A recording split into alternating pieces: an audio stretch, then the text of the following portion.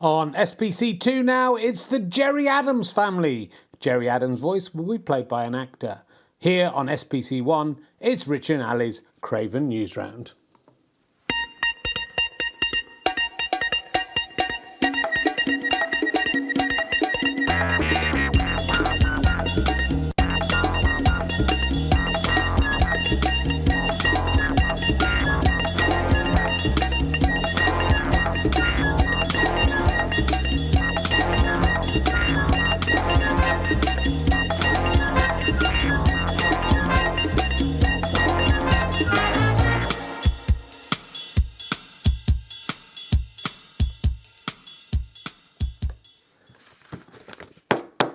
Just get it out the way early. No one's saying that. You're all saying in the flagrant tomorrow. They might say that, but they're not going to say, just get it out of the way early. I'm cheeky.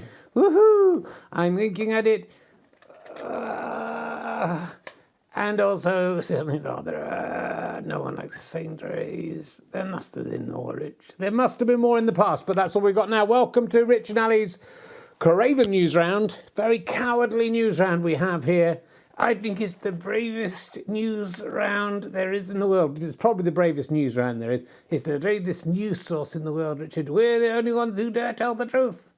We'll tell you the truth, yes. And today we are covering a story that many outlets have been too scared to cover. The BBC, the BBC, no, the BBC, the DDC. I can't know well. I don't know if they're covering it with the BBC. I am saying the DDC, the DDD. That's not the DDC. The DDC, the Deutschland Direct Communication 9 Theatre, the DDC, where Mr. Thun was on and all that rubbish. The BBC, yeah. The BBC have covered this. You may have seen on the Grown Ups News on the BBC here it comes in a minute, if the button works. Sperm swim more quickly in the summer, study finds. It's the big news. We just do the big news here on the news round. The big news is that sperm swim more quickly in the summer, study finds. Sperm quality is highest in the summer and lowest in the winter, according to a new study. The findings show that sperm mobility, the ability of sperm to swim effectively, if you didn't know what sperm mobility was, everyone knows what fucking sperm mobility is, was consistently highest in June and July for both parts of the world. It's not even a summer-winter thing. It's June, July. That's when your boys are really moving. If you have the boys, or if you encounter any of the boys, are seeing. Who did this research, Richard? That's what I want to know. Why is Jerry wanking into that test tube? Oh, he's trying to test the nobility of sperm in different months.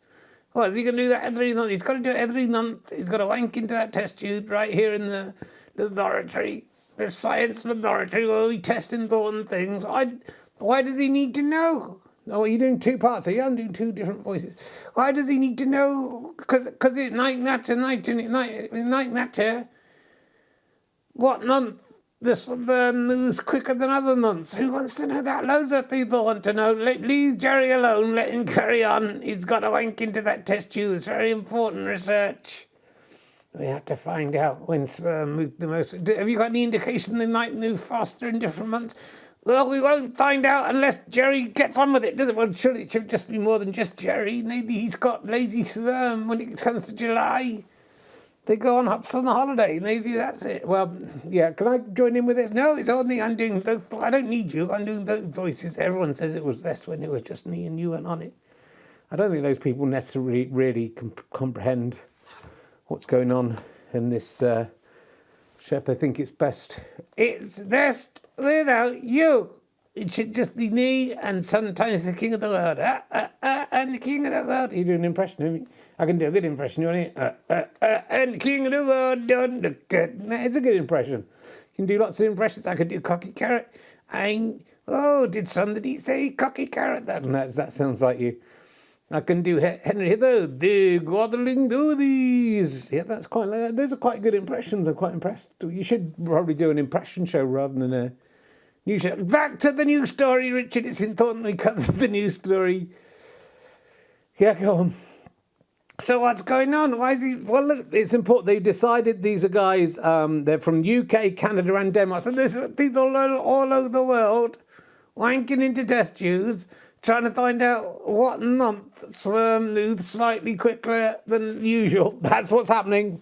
15,581 men. Someone got 5,581 men to ejaculate at least 12 times, Richard. They must have done it every day, really, to make it there. And they were aged between 18 and 45. Yeah, they don't need anyone over 45, do they, Richard? How quickly are your sperm moving at the moment?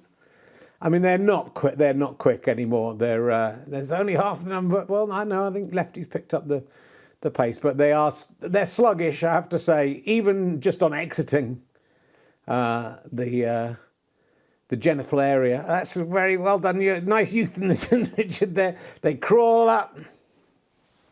You've done this already, haven't you? You've done this bit anyway. They get to the top. Then often they go, slide back down again like it's incy wincy spider. That's what my sperm are like. They've got 8 legs. Some of them have got 8 tails. Most of them are just bumping into each other. Thank goodness there will be no more herring progeny. But yeah, I don't. These scientists, these nastidators, these men nastidating, or these men who just love getting sperm sent in vials from all over the world. Why is no one questioning? That's the mainstream media. It just accepts. Oh yeah, okay, sperm swim slower in the winter. And June, July, they go fast again. Oh, just accept that. It's July and August, isn't it? No, it's June and July. You listen to your own fucking. Yeah, you're right. You are right. I don't know why I questioned it. It's mine, the best one in this. You just leave it to me, Rich. No one's questioning why they did it. Why did they even start the experiment? It's insane. They're getting spunk sent to them from all over the world. And then they get off on that. And then they get off on seeing it printed up. And we're just fucking helping them, Rich. Those scientists are watching this. Well, it might increase the views for the podcast if the scientists, they're watching this going, there it is. There's our spunk on the telly again. Well, it's not exactly the telly. We did it. We got all the spunk. We got us. We wanked. We did some wanking ourselves. We got some other than to wank, and then they sent us their spunk, and now we got the BBC talking about the spunk we got, and now there's a 134-year-old ventriloquist. Oh God, there's some more spunk for your sample. That's just too much. Do you think any of the scientists involved in this study are sexually aroused by the idea of a 134-year-old ventriloquist dummy talking about the study? Of course they are, Richard. Why do you think they did it? It's the University of Manchester's Professor Alan Tacey. I'm talking about you. Don't naturally name him there. Well, Alan Tacey. That's an apt name, isn't it? How Pacey. He thought, let's find out how Pacey my spunk is. He's put his own in there. He probably hasn't.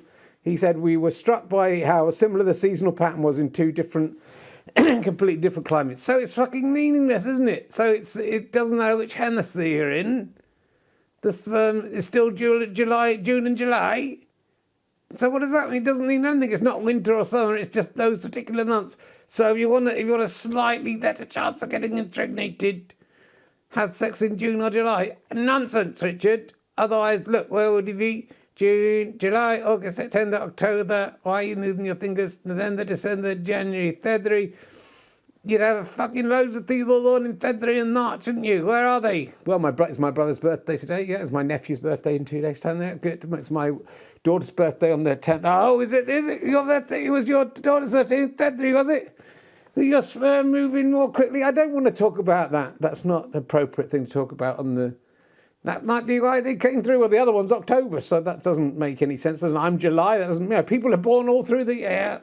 This whole thing is just Alan Pacey, Professor Alan Pacey of the University of Manchester. Don't knock him off.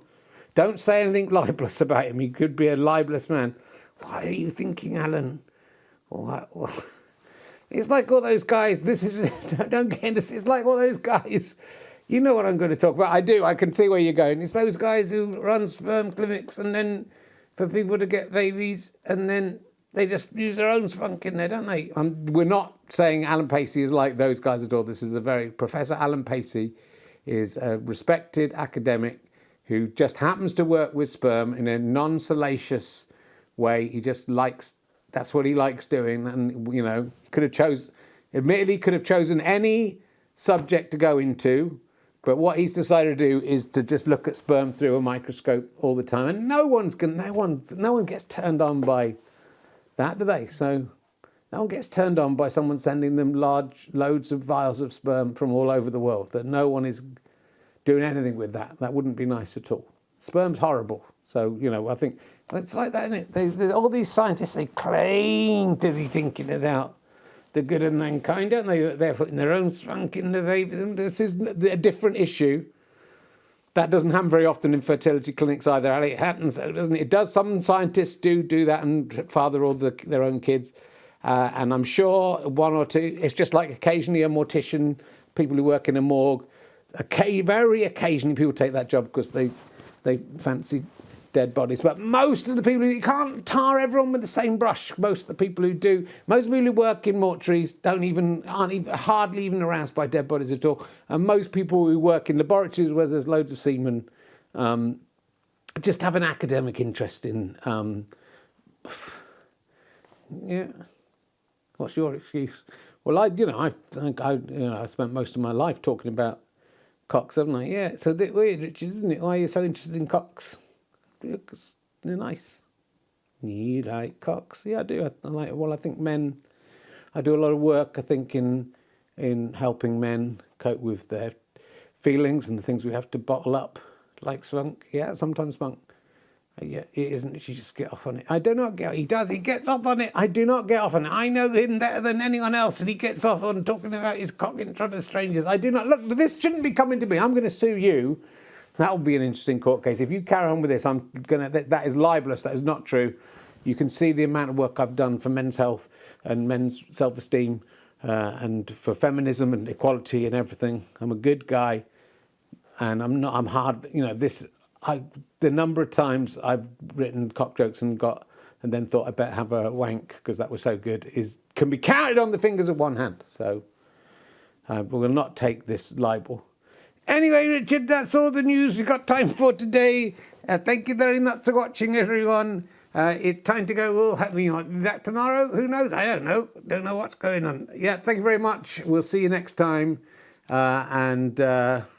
Anything else to say? No, just get on with it. It's too long already. I can't believe I was only going to do a quick one. Anyway, let's do the pretending to talk. Yeah, we're pretending to talk now. Yeah, and I'm pretending to talk. Why don't we just talk? Because we've just been talking, and I don't think people want to hear what we've been saying. Okay.